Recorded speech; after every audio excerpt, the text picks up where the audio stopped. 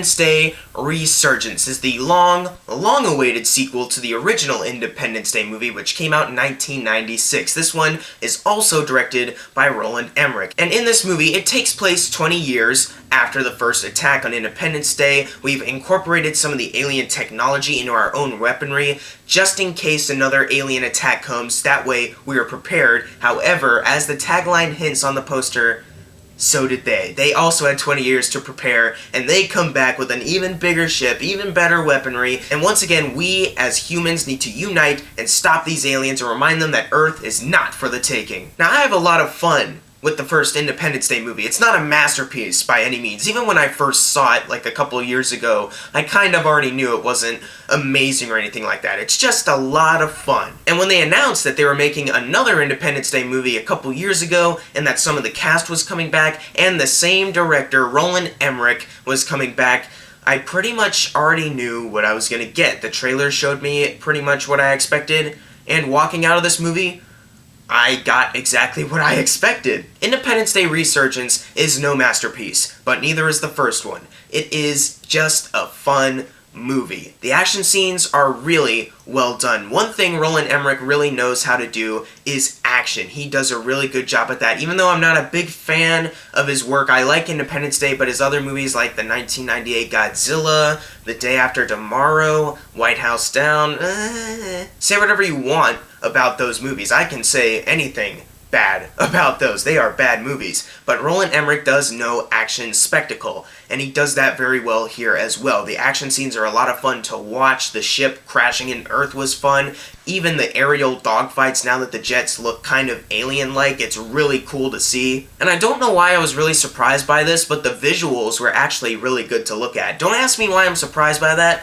I'm not entirely sure why, but the visuals did look pretty good in this film. Even though this movie's a lot of fun, the visuals are also really pleasing to look at. As I mentioned earlier, this movie is no masterpiece. If you're going into this movie thinking this is going to be the next best action movie, like this is going to be revolutionary to the action genre, this is the next Mad Max Fury Road, what are you thinking, man? If you go into this movie thinking you're going to get anything but a dumb action movie, you're going to be extremely disappointed. Plot in this movie is a little messy. I would describe it best as a string of coincidences. I mean, it just so happens that 20 years on the exact same date of the original attack, when there's a reunion going on, a celebration, that the aliens now finally decide to come back, and it just so happens at that exact moment that Jeff Goldblum is investigating an alien crash site on the moon, and Dr. Oken, who was thought to be dead in the original movie, wakes up from his 20-year coma at the exact day that the aliens are attacking. Yeah, this movie, it's not Shakespeare writing. No, it's not. Oh yeah, Dr. Oken is alive. You might have thought that he died in the original Independence Day. That's what literally everyone thought, but no, he was just in a 20-year coma. That's right. Wait, what? Don't get me wrong, I thought Brett Spiner was fine in this role, but his character returning makes no sense at all. By far, the most entertaining character in this whole movie is Jeff Goldblum. He is awesome. He is the man. He's a god, a national treasure. David Levinson, Ian Malcolm, Jeff Goldblum is amazing. Take him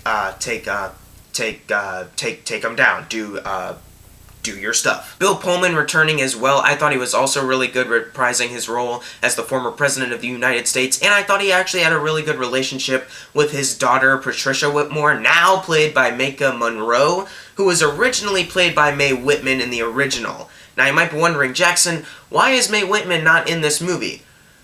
I don't know. The little girl in the original Independence Day is Mae Whitman, and Mae Whitman is still acting. Like, she's still acting in movies. Last year, I saw The Duff. She was the star. She voices Katara on The Last Airbender TV show. She's still doing stuff. Why was she not in this movie? That doesn't make a whole lot of sense. So yeah, it's a little weird, but I don't want to take away from Maika Monroe. She does a pretty good job in this movie. It's just Mae Whitman could have just been back. Like, there's really no need to recast her. Her fiancé, Liam Hemsworth, I thought he was actually pretty likable in the movie. I was a little surprised. I wasn't expecting to like his character as much as I did, but I actually did.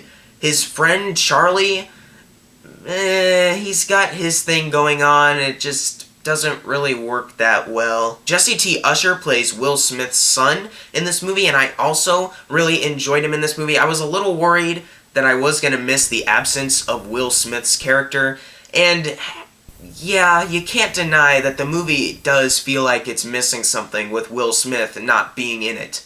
Will Smith just naturally has a lot of charisma, and that charisma is really missing in Independence Day Resurgence, but nonetheless, I thought Jesse T. Usher was really good in the role. You might be noticing that I'm mentioning off a lot of names. This movie has a really, really big cast, which leads me to one of its big problems. Its overabundance of characters. It's unnecessary. They brought Judd Hirsch back in this movie, but his only purpose is to just introduce us to other characters. Literally, like halfway in the movie, there's kids driving down a road and he's there and he helps them out, and then there's a school bus of kids and then they join together, and that's like, why are we introduced to these characters? Why do we need this?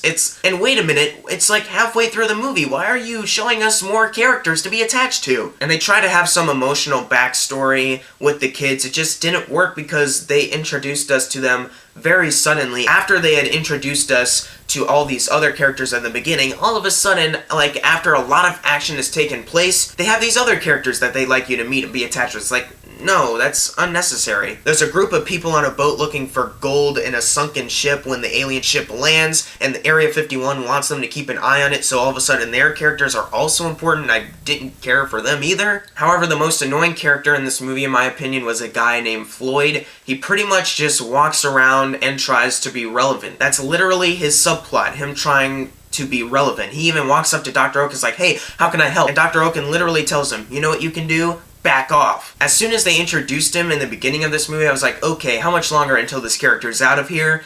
He ends up staying throughout the entirety of this movie, and I did not enjoy his character's presence whatsoever. However, this movie has one of the best, worst endings of the entire year. And I'm not talking about the final action sequence. That was a lot of fun. I'm talking about the final 2 minutes after that big action sequence. I'm not going to spoil it, obviously, but what they say, what they're doing, I literally, my mouth dropped. I went, no, no, no! It was so lazy, so rushed, so on the nose. It is hysterically awful, and I laughed extremely hard. That best, worst ending of the whole year. However, I did have a lot of fun with this movie, and I think if you just want to watch a really dumb but fun action movie, if you're a fan of the first Independence Day, I think you might actually enjoy this movie, and I would recommend you seeing it. However, if you're not a fan of the first Independence Day movie, it's pretty much the same thing as the first one. It's not going to change your mind about it at all. I'm going to give Independence Day Resurgence a B-. I had fun with this movie, and you know what? It's my guilty pleasure of the year. I could literally listen to the corny dialogue all day. I can't deny I had fun with this movie. I'm sorry. If you saw Independence Day Resurgence, leave in the comments below of what you thought of it. And as always, thank you guys for watching. Make sure to subscribe. I'm Jackson Fulcher. See you guys next time.